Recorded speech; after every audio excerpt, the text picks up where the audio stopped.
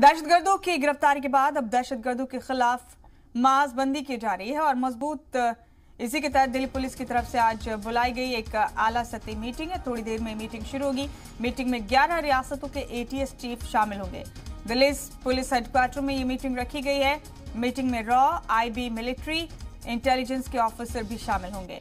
रियासतों के साथ तालमेल मजीद बेहतर बनाने की सिमत में कई अहम फैसले लिए जा सकते हैं आज की इस मीटिंग में।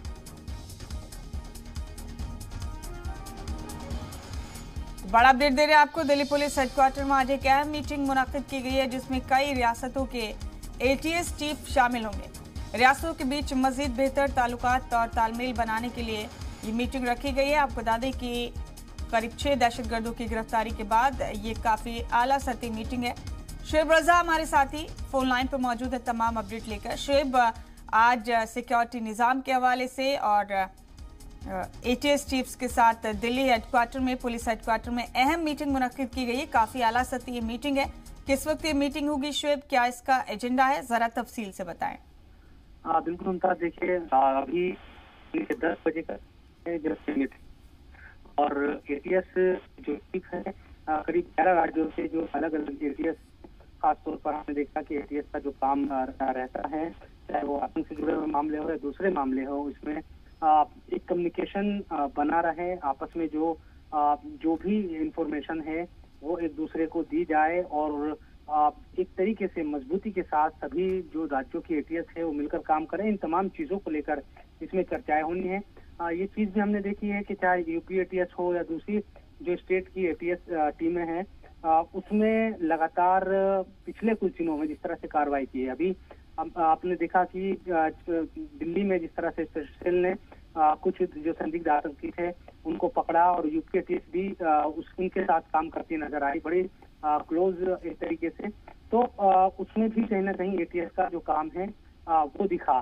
तो अब आने वाले दिनों में चूंकि चुनाव भी है कई राज्यों में, इसके अलावा कई ऐसी तमाम जो चीजें हैं वो मुल्क भर में हो रही है, चाहे वो त्योहार हो या दूसरे जो भी जो मजमा है कई त्योहारों के दौरान वो भी लगेगा। तो आपस में कोऑर्डिनेशन मजबूती के साथ बना रहे। इसके अलावा जो इंफॉर्मेशन एक दूसरे को शेयर करते हैं उसको लेकर कोऑर्डिनेशन बना रहे। तो इन तमाम चीजों पर चर्चा के लिए एक तरीके से और एक मजबूत रणनीति जो अपने जो भी इंटरनल एटीएस का जो निजाम है उन तमाम चीजों को लेकर इस मीटिंग को बुलाया गया है। हालांकि इस तरह की जो मीटिंग है वो बहुत कम होती है, इसलिए इन बड़ी अहम मीटिंग को माना जा रहा है। और ये भी चर्चाएं हैं कि शायद इन तमाम चीजों के बाद हो सकता है कि कोई एक इस तरह का एक रोड मैप एटीएस की तरफ से बनाया जाए जिससे बेहतर तरीके से तालमेल स्थापित होगा आपस में, कोऑर्डिनेशन सभी राज्यों के जो एटीएस टीमें हैं उनमें, और कहीं ना कहीं सेंट्रल तरीके से भी, यानी कि जो एटीएस चीफ है वहां से वो खुद भी कोऑर्डिनेशन स्थापित होगा। तो कुछ देर के बाद ही जो मीटिंग है उसकी शुरुआत हो जाएगी।